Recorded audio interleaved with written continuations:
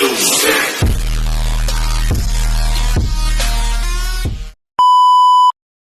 morning mga klinika, no? So, magandang araw sa inyo lahat. Ang naka-schedule sa atin ngayon, itong Hyundai Santa Fe, no? 2008 model. Kay ano to kay Sir Dwayne, no? Ng Japan. Shoutout sa iyo, sir, no? Arigato gozaimasu. So, yun, no? Ang ano natin dito, full PMS tayo, no? Kasi ang gusto ni sir, bago sila umuwi ng Japan next month, gusto niya maging maayos yung sasakyan nila para pagbalik niya rito ulit sa Pilipinas, maayos na, no? So ang gagawin natin dito, full PMS tayo rito sa Hyundai Santa Fe na to, ng mga klinika. So change oil tayo, lahat ng fluids, ATF, no, sa transmission papalit tayo, flashing tayo ng brake fluids, no, radiator flashing, steering flashing ng mga klinika, and then palit tayo ng air filter, cabin, and then check na rin tayo, no, mga klinika, yung mga dapat i-check na rin dito, no, brake cleaning tayo, no, mga klinika. And then may isang concern si sir, no, kasi yung sa aircon nito, pag inon mo kasi yung aircon ng mga klinika, yung driver side walang lamig, yung passenger side may lamig ng mga klinika. So ginawa namin ito, makikita nyo, tinanggal ko na kahapon, no? Ito yung actuator, no? So titingnan natin kung mare-repair natin to, mga klinika, or papabili na lang tayo ng bago, no, mga klinika. So isa pang issue, magpapalit tayo ng magre-repair tayo ng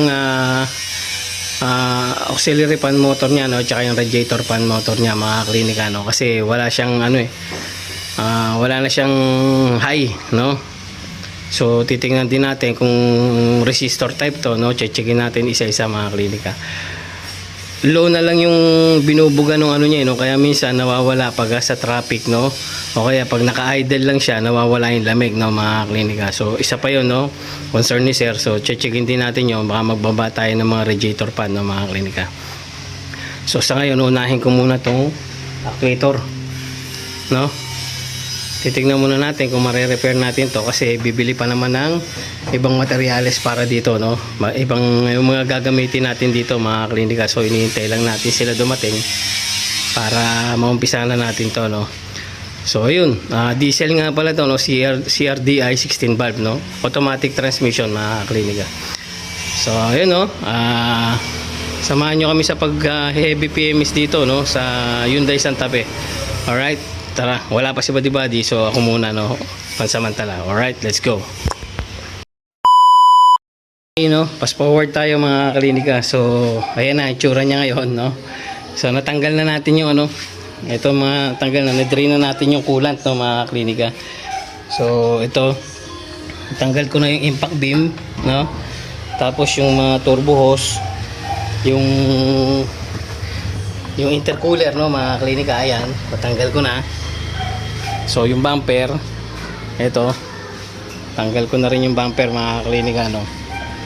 So ito itsura niya ngayon, ayan,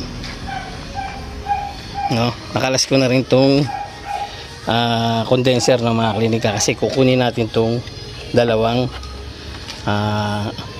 fan, no, mga klinika, tong radiator fan, yan. Kukunin natin yung dalawang yan para ma-check natin, no. So ito, tatanggalin din natin tong turbo hose, no, and then checkin natin kung malinis ba yung turbo, no, mga klinika, or yung EGR niya, tsaka yung EGR niya, mga klinika, no. Baka kung kailangan isabay na, baka isasabay na lang natin, no, mga klinika. So yun, pero unahin muna natin to, no.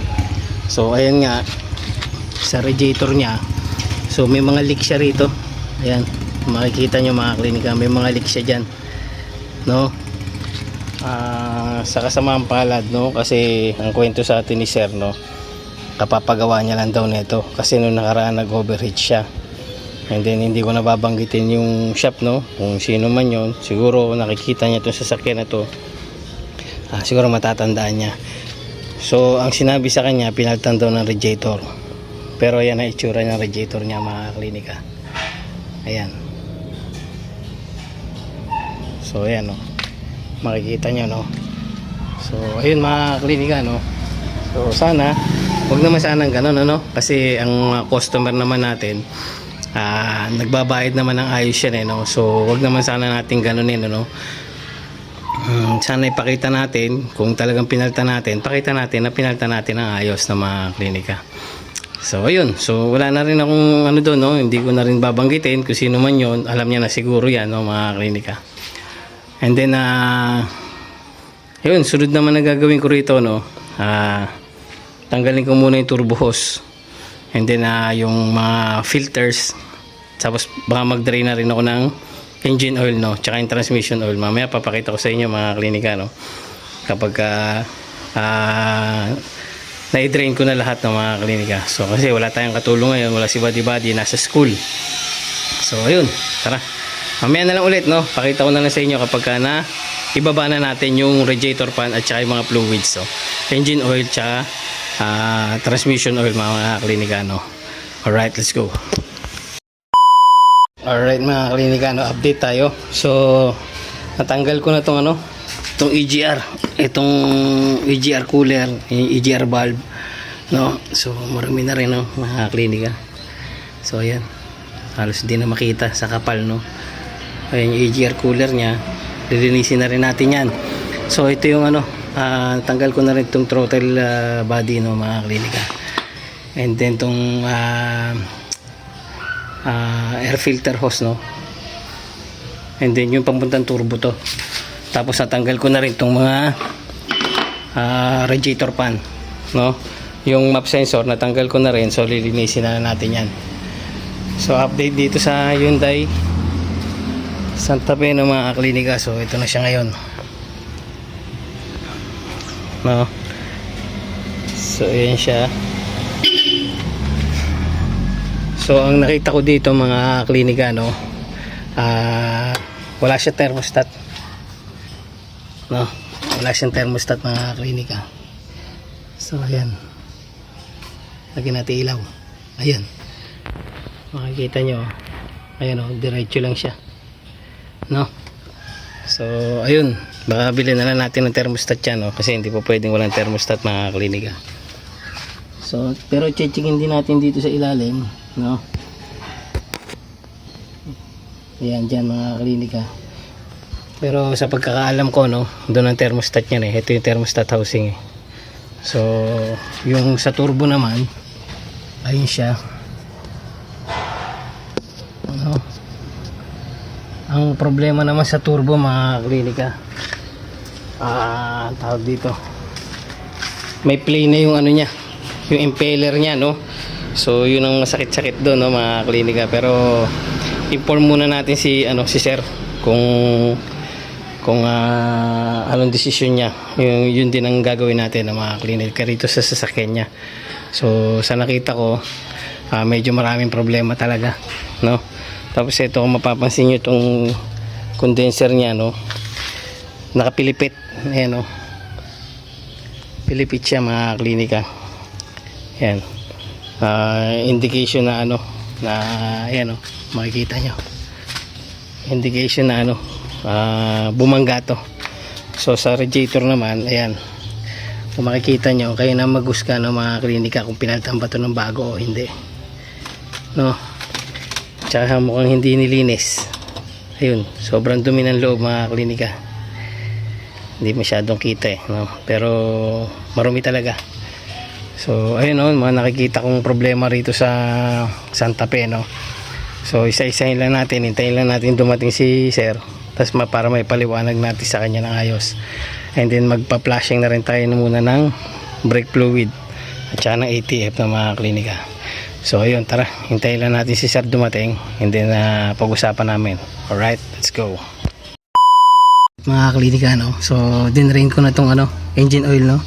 So ayan siya, oh. Sobrang dumi na mga klinika.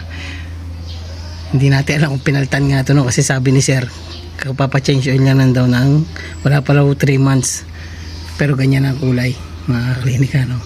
So hindi natin alam kung ano, kung mahirap mag bintang, no, mga klinika. So gagawin na lang natin yung trabaho natin, change oil na lang ulit natin to, mga klinika. Alright, let's go. Yun mga klinika, no, update tayo dito sa Hyundai Santa Fe. Ito, hapon na mga klinika, no, inabot na kami ng hapon. So ito, nalinis ko na tong throttle, no, mga klinika. So yung makikita nyo, shining shimmering na, no, mga klinika. Hindi katulad kanina na sobrang dumi. So dito na ako sa ano ngayon, sa EGR valve. So ito, makikita nyo yung EGR valve. Yan, no, lilinisin din natin yan, no, mga klinika. Ito yung EGR cooler nya, no. Ayan, lilinisin din natin yan. So ito yung EGR motor nya. And then nga pala, no, so ang bibili lang natin, bibili tayo na itong isang ano, auxiliary pan nya, no, mga klinika. Kasi sira yung motor ng isa, pero yung isa, yun nandun, yun, no, yung nakasandal doon, okay na yun, no, na gawa na namin yon. So ito talagang isa, wala na siyang pag-asa talaga, mga klinika, no. So siguro bukas na lang namin itutuloy yan. Tapusin ko lang itong EGR valve na to, tsaka yung EGR cooler, no, mga klinika. So ayun, bukas update ko na lang kayo dito pag dumating na yung mga piyesa na ikakabit natin dito, no, mga klinika, no. So ayun, alright, tara, let's go. Alright mga klinika, no, update tayo dito sa Hyundai Santa Fe, no, na ginagawa natin ngayon, no, mga klinika. So sa ngayon, naibalik na namin yung drain, no, yung drain plug ng ano, ng engine. So iniintay lang natin yung langis, no, yung mga piyesang papalitan dito. Bumibili lang sila, boss, no. So sa ngayon ay kakabit muna namin yung EGR. Kunin mo yung EGR sa loob, kasi nalinis na kami kahapon yung EGR, no. So ngayon namin siya babalik, no, ikakabit. So ayan nga, no. Mamaya update ko ulit kayo, mga klinika, no, kapag naikabit na namin yung ano, EGR, no. Alright, let's go. So mga klinika, ito nga pala yung ano, no, yung nilinis namin kahapon. Ito yung EGR cooler niya, no, mga klinika. So ayan. Ito yung EGR valve niya. So ayan, kung makikita nyo. So hindi man ma-perfect, no, kasi sobrang kapit na nung ano, nung dumi. Pero okay naman, malinis na siya lahat. Ayan mga klinika, no. So hindi nga lang natin na perfect yung ano, talagang napaputi ng gusto, no, kasi wala naman tayo nung yung tinatawag nila, yung binababad nila sa ano, wala naman tayo ng mga klinika, no. Degreaser lang tayo. So hindi rin nakuha ng degreaser lahat. So pero okay na, ano naman. So yan ay ikakabit ko, i-assemble namin to. Tapos kakabit namin mamaya, ano, mga klinika. Tapos yung intercooler, lilinisin din namin yan, no. So ayun, binababa na ni body para ano, yung nakikita nyo tumutulo, yun yung ano, coolant na natira, ng mga klinika. So mamaya update ko ulit kayo kapag dumating na yung pyesa, no. Alright, tara, let's go.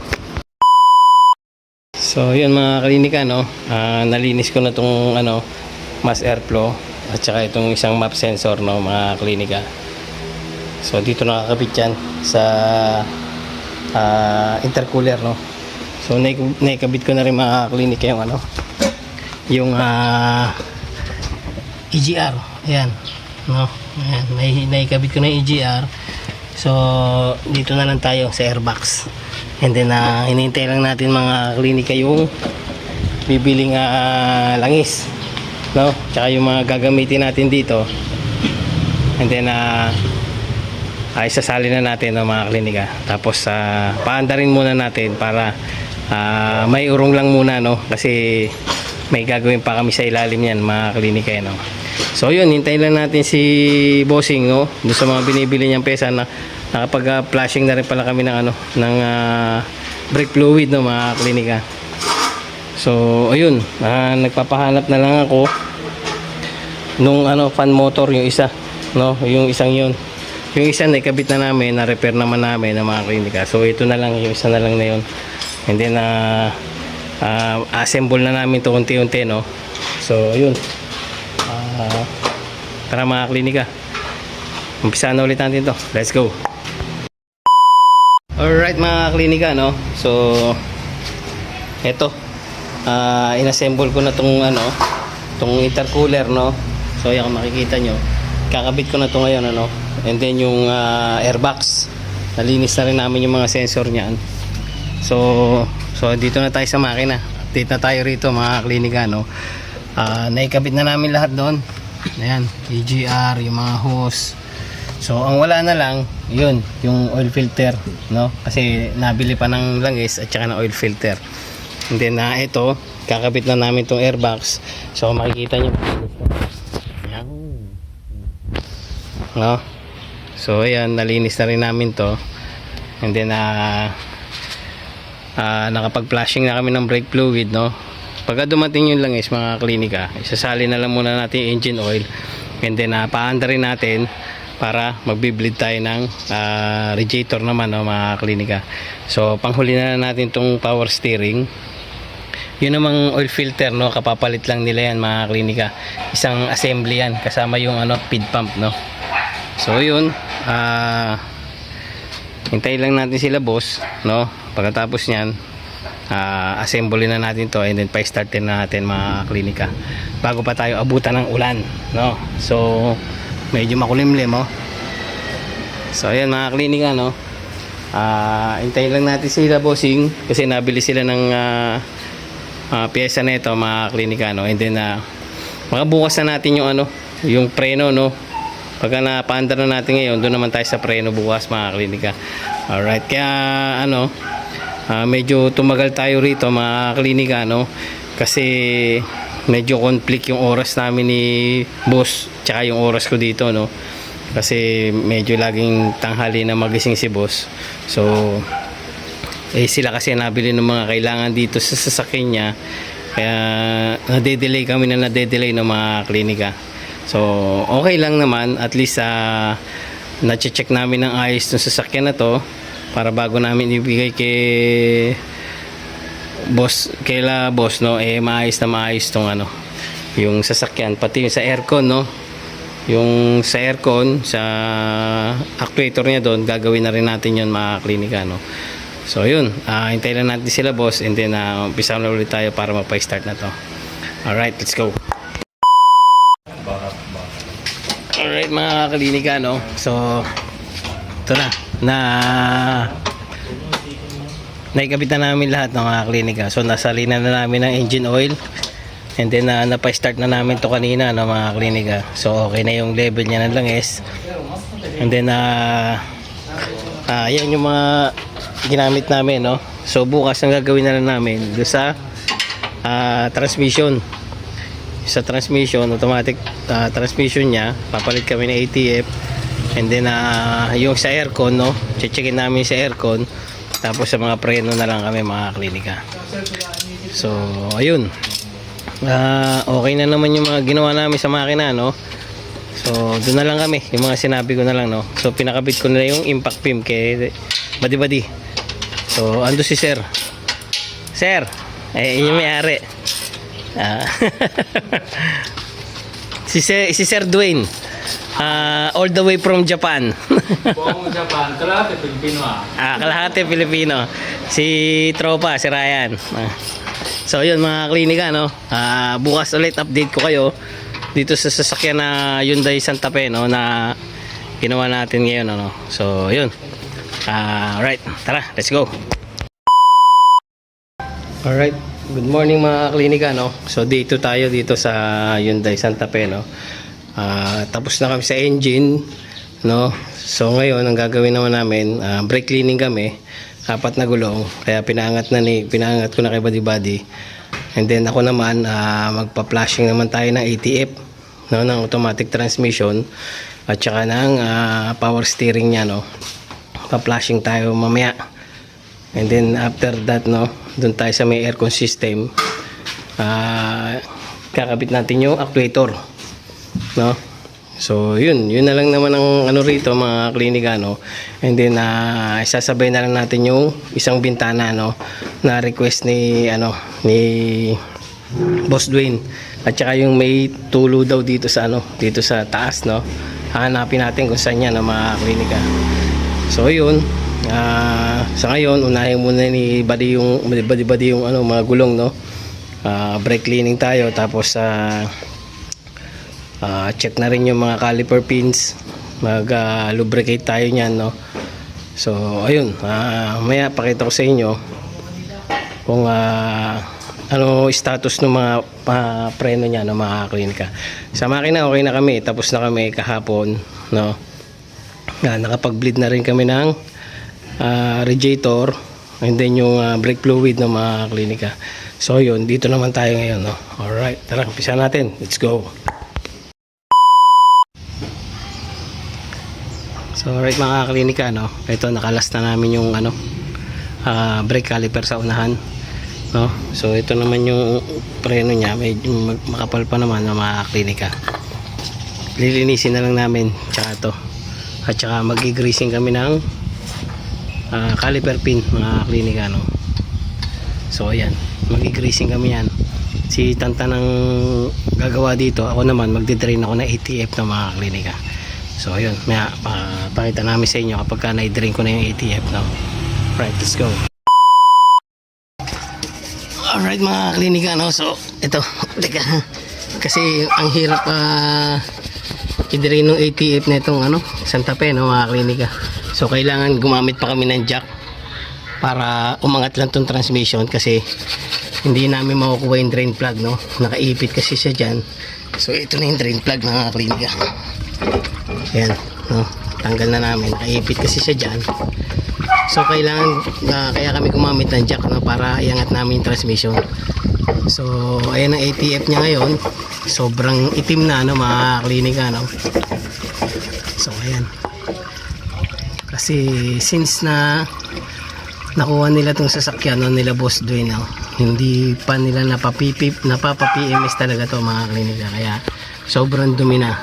Kahit yung engine oil niya, no, sobrang dumi na mga klinika. So ayan, hintay lang natin maubos lahat ng laman ng ATF, no. And then pagkatapos nyan, isasarado na natin, tapos sasalina na natin ng bago mga klinika. So ayan, yan. Yan siya mga klinika, no. So, tapos si Buddy naman nandun, no, naglilinis pa rin siya ng preno, no. Ayun mga klinika, mamaya pagka naubos na yun, yung ATF doon, salina na natin ng bago, no, mga klinika. Alright, tara, let's go. Alright mga klinika, no, so tapos na ako dito sa sa ATF, no, sa pagpapalit natin ng ATF mga klinika, no. So na-testing na rin natin siya, smooth yung shifting niya, no, mga klinika. Walang delay, walang dragging, no, okay na siya ngayon mga klinika. Ngayon si Buddy naman dito na sa likod, no, kasi tapos na siya maglinis dito sa unahan, so doon naman siya sa likod, no. And pagkatapos niyan sa likod na preno, no, mga klinika, kasi dual disc to eh, disc din yung yung nasa likod niya mga klinika. So pagkatapos niya dyan, ibababa namin to, test drive, and then doon na kami sa may aircon, no? Proceed naman kami sa may aircon system ng mga klinika. So ito nga pala yung lahat ng mga ginamit namin dyan, no, mga klinika. Dyan yung ATF, engine oil, yung brake cleaning, no, brake cleaner, no, mga klinika, nandyan. So ayun, hintayin ko lang si Buddy, no, matapos, and then bababa natin to, and then test drive na tayo mga klinika, tapos proceed na tayo doon sa aircon system niya, no. Alright, tara, let's go. Alright mga klinika, no, so flashing tayo ng ng ATF, no. So ganito kami mag-flashing ng ATF, no, mga klinika. Natanggal namin yung baso, and then nilalagay namin dito ng imbudo, no. Tapos maglalagay kami rito ng isang sahod, no? And then paanda rin namin ng makina. Then sasalina namin ng bagong ATF dito. Lalabas ngayon yung luma dyan, no? Ngayon, tuloy-tuloy lang ang salin nyo, no, na ATF, no? Hanggang hindi nyo nakikita pumupula yung lumalabas dito. Pag nakita nyo pulang ATF na yung nalabas, okay na yung mga klinika, no? Lumabas na lahat yung lumang ATF, no? So, pwede nyo nang ikabit ulit yung reservoir, and then okay na yun mga klinika. So, ganun lang pag pa-flashing na ATF ng mga klinika. So, ayun. Flashing muna kami, no, mga klinika. Mamaya pagkatapos, pakita na namin sa inyo. Ito nga pala yung sahod, yung gagawin naming sahod ng mga klinika. So, ayan, no. Tara, let's go. Alright mga klinika, no. So, dito na kami sa may power window, no. So, check natin. Nag-lubricate tayo, no, mga klinika. So, maya checkin natin, papakita ko sa inyo kung okay ba yung ginawa natin, ano, kung gumagana ba. Ito nga pala yung switch nya, no, mga klinika. So yun, testingin natin. Alright yan mga klinika, no. So, taas natin. So ayan. Alright, okay na siya, no. So yan mga klinika, na okay na, no, yung gawa natin, ano. So isasarado na lang natin to, and then proceed na tayo dun sa finalization ng sasakyan, no. So tara. Alright mga klinika, no. So tapos na kami rito sa dito sa Hyundai Santa Fe, no, mga klinika. So sa daming sira, no, inabot kami ng 3 days. Almost 3 days, no, mga klinika, sa dami ng ginawa namin dito sa sasakyan na to, no, mga klinika. Pero ngayon okay na siya ngayon, no, mga klinika. Kompleto na lahat. So try natin, pandarin natin. Alright, let's go. Okay, so ito, kaabante muna natin. Iyan. So ignition on. So ayan, yun nga lang, wala nang gas. Kaka testing namin mga klinika, no. So start. Yun. So yan, wala tayong check engine, no. Yun lang ang nakailaw mga klinika, kasi kukunti na yung gas niya, no. And then ayan, so nag-detail na rin kami. So linis, oh, kintab na, no, mga klinika. Yun. Tapos yung aircon nya okay na, malamig na rin yun ng part na to, no. Pantay-pantay na yung lamig nya mga klinika, no. So ngayon test drive natin. Tara. Alright, ito na. So smooth ang takbo nya, no, mga klinika. Ayan. Yun, muli natapos na naman tayo rito sa isang bakbakan trabahong ginawa na naman natin, no, kay sasakyan ni Boss Dwayne. Shoutout sa iyo, boss, no. And then salamat din Lord sa blessing na lagi mong binibigay sa amin, no. Muli maraming salamat sa inyo lahat sa suporta ng mga klinika. Like, share and subscribe lagi mga klinika, no. I-hit nyo na rin yung notification bell para lagi tayong updated, no, sa mga bagong video pa ang i-upload pa natin mga klinika. So yun, muli maraming salamat sa inyo lahat, and God bless us all. Yo! Alright, let's go!